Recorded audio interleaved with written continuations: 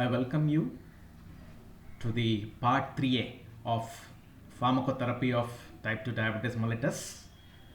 We will be studying the pharmacology of meglitinide phenylalanine analogs, alpha glucosidase inhibitors, epalristat, and colsevilum. At the end of the teaching learning session, the student should be able to describe the pharmacology of meglitinide phenylalanine analogs, alpha glucosidase inhibitors, epalristat, and colsevilum. Repaglinide and nateglinide are the analogs which are classified under meglitinide phenylalanine analogs. They are drugs which enhance the secretion of insulin, hence classified under insulin secretagogues. The other drugs in this class being sulfonylureas, dipeptidyl peptidase 4 inhibitors, GLP-1 receptor agonists.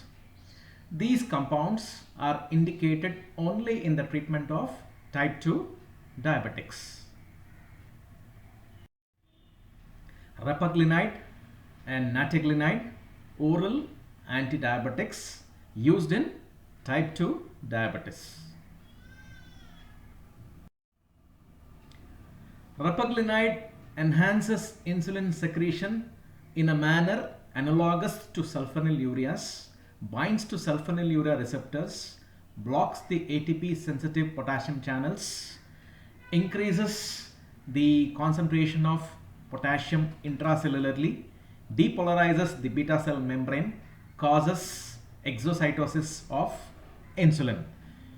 It is absorbed rapidly and metabolized quickly, because of which it has a quick onset of action and a short lasting insulinemic action. Because of this pharmacokinetic pattern, the clinical use is different from that of sulfonylureas. Repaglinide is predominantly used to control postprandial hyperglycemia. It is indicated in those diabetics who have a near normal fasting plasma glucose levels but a prominent postprandial blood glucose level. 1 to 8 milligrams is administered half an hour before a meal. The risk of serious hypoglycemia is absent because these compounds act for a shorter period of time. They act for maximum 2 to 3 hours. And late postprandial hypoglycemia is also absent because of a shorter duration of action. These compounds can be included in those anti-diabetic regimens in type 2 diabetics who are on long-acting basal insulin glargine.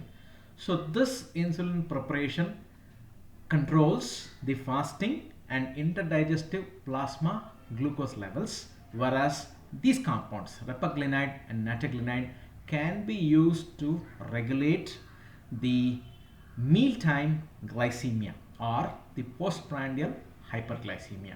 Similarly, the regimen which already consists of metformin is a regimen where we can use these compounds again to take care of the mealtime glycemia. Nateglinide is the other analog phenylalanine analog which induces phase 1 insulin secretion. This is in contrast to sulfonylureas which enhance the phase 2 insulin secretion. Phase 1 insulin secretion is a brisk, quick, short duration insulin release. Phase 2 insulin release in response to plasma glucose is a longer duration phase and associated with less amounts of insulin being secreted. Nateglinide is given in a dose of 180 to 480 milligrams. given 10 minutes before a meal. The clinical indications of neteglinide is similar to repaglinide, so are also the advantages of neteglinide.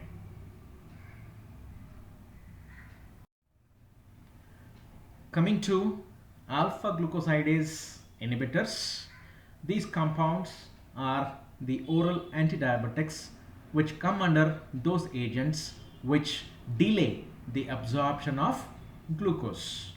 Acarbose, miglitol and vogliblos, they are indicated again only in type 2 diabetics.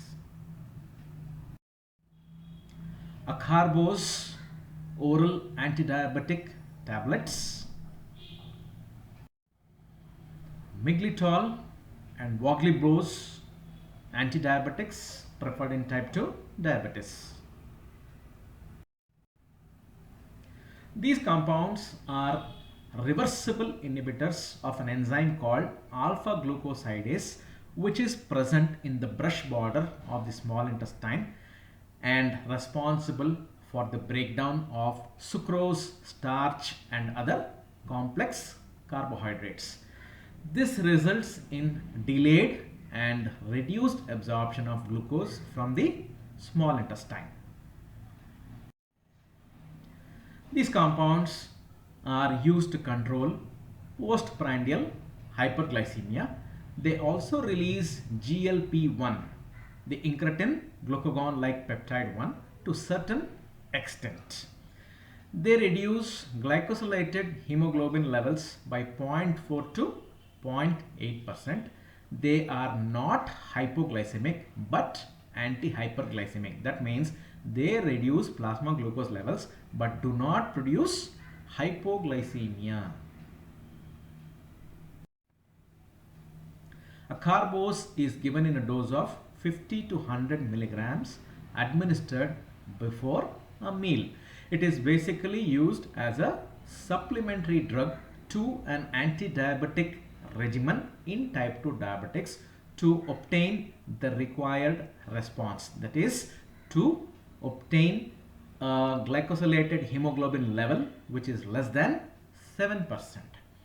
Acarbose has been associated with reducing the incidence of cardiovascular events when used in diabetics, and in a study called Diabetes Prevention Study, it has been associated with the interference of the onset of type 2 diabetics in pre-diabetics.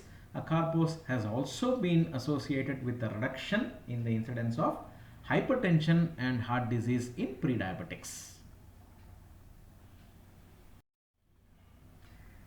These compounds are associated with certain disadvantages because they interfere with the digestion of carbohydrates, because of which there is going to be fermentation of the unabsorbed carbohydrates, giving rise to flatulence, bloating of the abdomen and loose stools. Hence, they are disliked by many patients.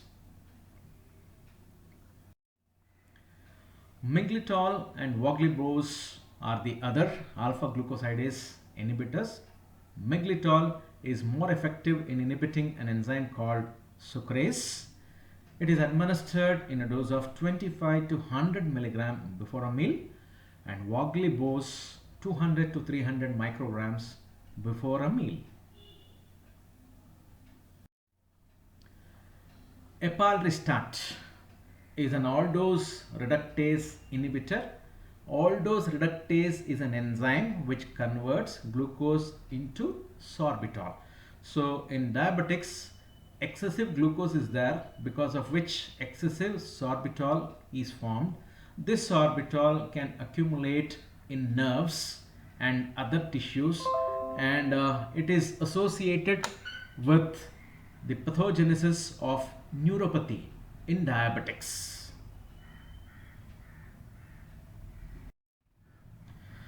So when epalristat is used, there is interference with the enzyme aldose reductase, because of which the formation of sorbitol is reduced, and hence the interference with the pathogenesis of neuropathy, and in clinical trials, epalristat has produced a modest benefit in neuropathy patients. It has reduced the nerve pain, improved nerve conduction, and there was improvement in the other symptoms of diabetic neuropathy. This compound is administered before a meal.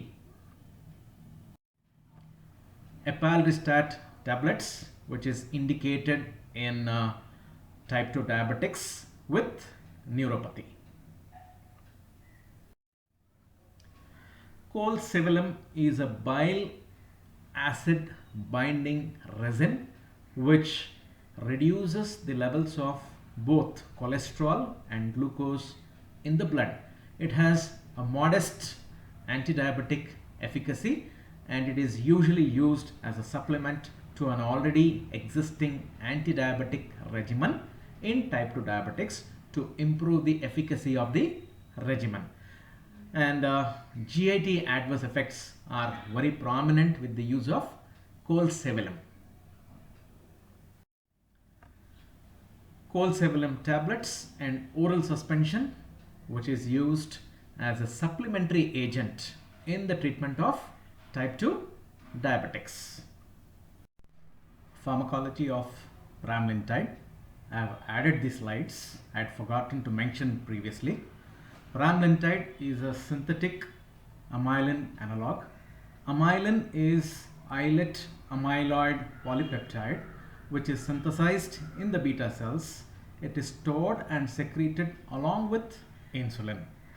Amylin reduces glucagon release through a central action, that is through the brain.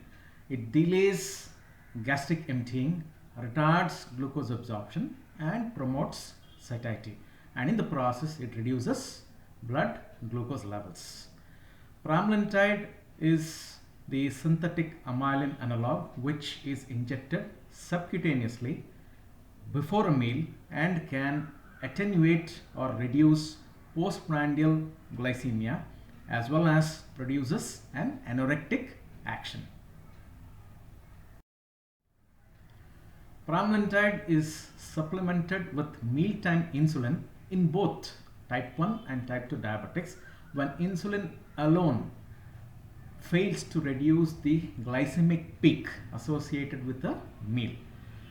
Pramlintide acts for 2 to 3 hours. Hypoglycemia is the most important adverse effect of pramlintide. It also produces nausea, vomiting and anorexia. Reduction in body weight is an additional benefit of pramlintide. Injectable pramlintide. Pramlintide is a peptide, hence cannot be given orally. It is injected subcutaneously just before a meal along with the mealtime insulin. Pramlintide is also available as a pen. Thank you very much and happy reading.